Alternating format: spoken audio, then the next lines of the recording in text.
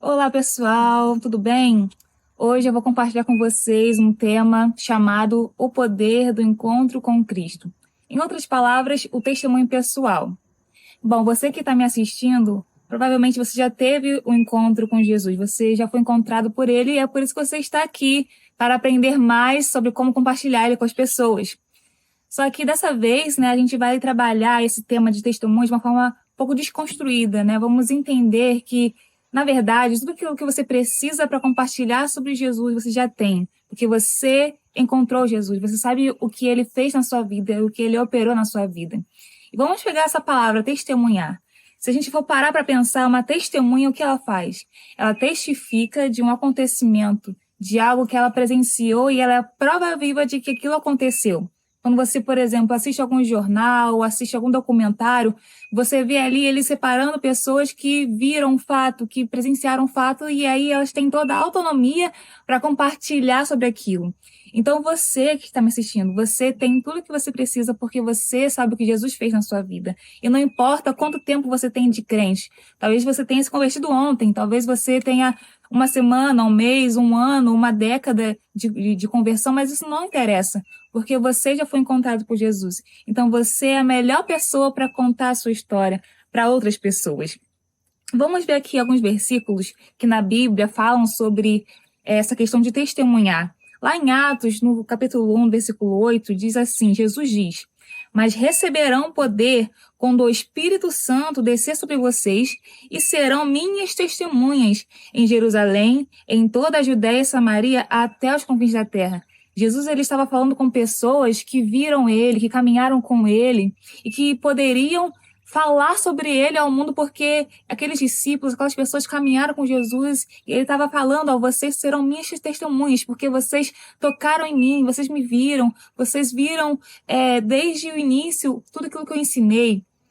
Também lá em Atos, no capítulo 4, versículo 20, pois não podemos deixar de falar do que vimos e ouvimos. Os discípulos estavam tentando ser privados de compartilhar o evangelho, mas eles falam, olha, sinto muito, mas nós não podemos nos calar, porque nós sabemos aquilo que vimos, não podemos deixar de falar sobre isso. Em João 9,25, a gente vê o caso de um homem que foi curado de uma cegueira, que ele tinha nascido cego, e Jesus curou ele. E quando ele vai ao Sinédrio, né, prestar o seu depoimento, ele diz, olha, se ele é pecador ou não, eu não sei, mas uma coisa eu sei, eu era cego e agora eu vejo. E também em 2 Pedro 1,16, diz assim, de fato, não seguimos fábulas engenhosamente inventadas quando lhes falamos a respeito do poder e da vinda de nosso Senhor Jesus Cristo. Pelo contrário, nós fomos testemunhas oculares da sua majestade.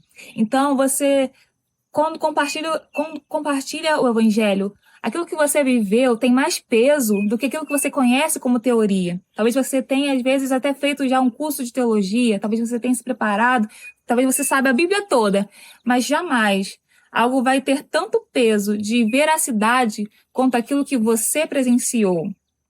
Você concorda comigo?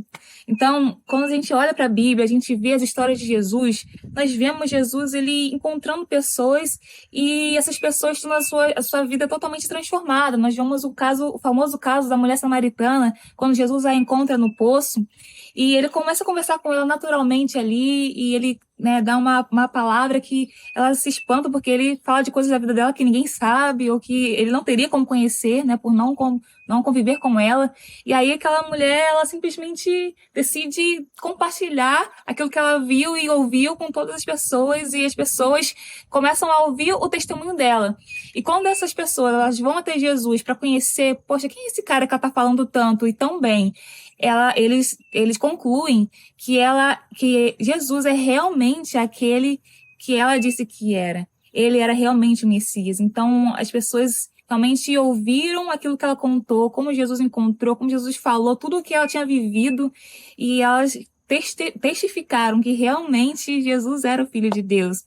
Temos muitos outros casos, nossa, gente, muitos, muitos milagres que Jesus operou, e ele realmente vem para dividir a história da gente, né? Temos o antes e depois de Cristo na história da humanidade, e também temos o antes e depois de Cristo na vida de cada um de nós. Um cristão e um incrédulo, eles podem até falar, né, tentar descrever quem é a pessoa de Jesus, mas somente alguém que realmente teve um encontro com ele, só alguém que realmente experimentou esse encontro com ele, vai saber realmente descrever quem é Jesus. E por isso é tão importante que não se priorize tanto assim o conhecer da teoria, mas o conhecer vivendo, experimentar, sabe? Como aquele versículo que diz: provai e vede que o Senhor é bom. Deus, ele quer ser provado, Deus, ele quer ser tocado, ele criou a gente para realmente experimentar sobre ele. E não colocar ele num lugar e começar a estudar sobre ele, mas simplesmente viver ele, viver Jesus. Amém? Então, vamos lá. Eu quero trabalhar com vocês uma passagem da Bíblia, né, em que um homem chamado Paulo, ele compartilha, né, com algumas pessoas, na verdade com uma multidão, o seu encontro com Jesus. Nós temos duas partes na Bíblia, no mesmo livro, em que ele compartilha o seu testemunho, que é lá em Atos, no capítulo 22, e também em Atos, no capítulo 26. Em ambos os casos, ele fala o testemunho dele seguindo, parece que uma regra, aquilo que ele prioriza quando ele vai contar o seu testemunho. E eu quero ler com vocês no capítulo 22, que começa do versículo 3 até o 21. Diz assim: Sou judeu, nascido em Tarso da Cilícia, mas criado nesta cidade. Fui instruído rigorosamente por Gamaliel na lei de nossos antepassados, sendo tão zeloso por Deus quanto qualquer de vocês hoje. Persegui os seguidores deste caminho até a morte, prendendo tanto homens como mulheres e lançando-os na prisão, como podem testemunhar o sumo sacerdote e todo o conselho, de quem cheguei a obter cartas para seus irmãos em Damasco, e fui até lá a fim de trazer essas pessoas a Jerusalém como prisioneiras para serem punidas. Volta do meio-dia, eu me aproximava de Damasco, quando de repente uma forte luz vinda do céu brilhou ao meu redor. Caí por terra e ouvi uma voz que me dizia: Saulo, Saulo, por que você me persegue? Então perguntei: Quem és tu, Senhor? E ele respondeu: Eu sou Jesus, o Nazareno, a quem você persegue.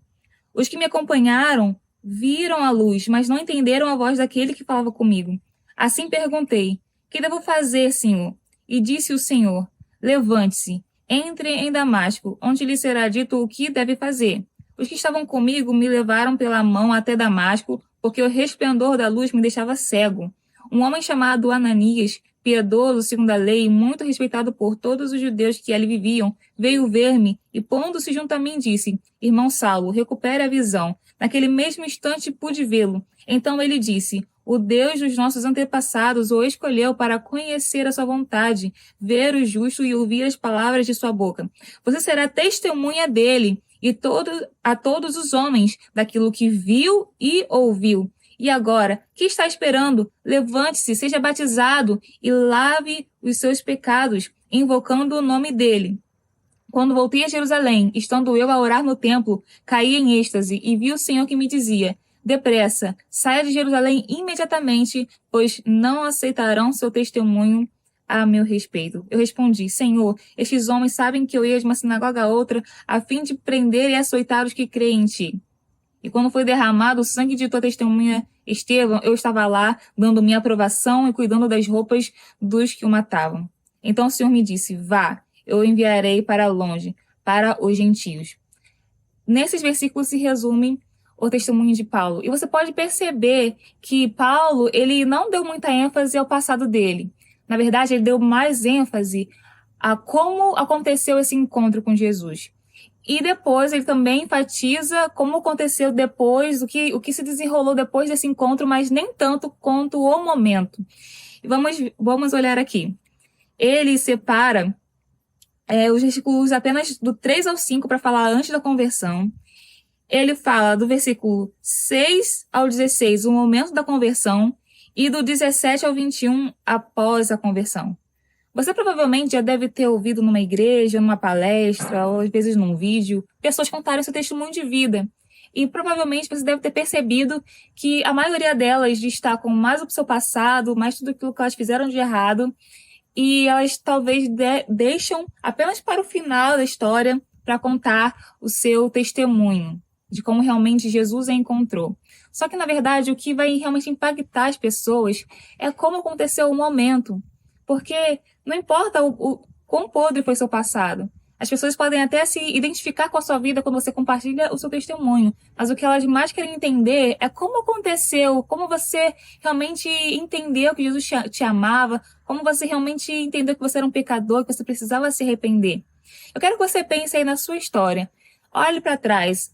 Não importa quanto tempo já faz que você encontrou Jesus, mas tente lembrar de como foi esse momento. Você estava numa igreja? Você estava na rua? Você estava vendo algum vídeo na internet? Ou você estava numa palestra? Como aconteceu esse encontro? Eu quero que você imagine agora qual foi a sua sensação. O que você sentiu naquele momento? Alguém te abraçou? Alguém estava ministrando na igreja? E o que você sentiu? Eu vou contar só um pedacinho daquilo que foi o meu testemunho. Eu tinha por volta de 12 anos de idade quando eu fui a um retiro de crianças e adolescentes. E eu cresci na igreja, mas eu já nunca tinha realmente experimentado o amor de Deus. Eu tinha uma identidade totalmente desconstruída, estava muito ferida. E naquele dia, num culto à noite, naquele retiro, começaram a ministrar o louvor, liberaram uma palavra realmente sobre o perdão, o amor de Cristo. E eu lembro que eu comecei a sentir meu corpo todo tremer, eu comecei a chorar, eu sentia como Deus estivesse me abraçando. E a partir daquele momento eu entendi que Ele me amava de verdade por quem eu era. E Ele se importava comigo e Ele tinha um plano para a minha vida. E a partir daquele dia eu entendi que eu não tinha mais prazer no pecado. Eu sabia que eu tinha sonhos, mas não valia nada viver esses sonhos se Deus não fizesse parte dos meus sonhos. E isso fez tudo mudar na minha vida. Então, eu quero te desafiar agora. Você talvez tenha um papel aí com você ou um bloco de notas. Eu quero te desafiar a tentar escrever como foi seu testemunho naquele dia. Não segue esse exemplo de Paulo. Não enfatize muito seu passado, mas foque no momento. Foque nessa circunstância que te envolveu no momento em que você realmente ouviu a voz de Deus te chamar. E eu também quero te desafiar, assim que você escrever esse testemunho, você lê ele para uma pessoa e você também contar para uma pessoa, principalmente alguém que nunca teve um encontro com Jesus. Pratique isso, porque pode ser que o seu testemunho realmente vai mudar a vida dessas pessoas. Foque nisso, valorize isso. E eu espero que você realmente faça esse exercício. Que Deus te abençoe e até a próxima.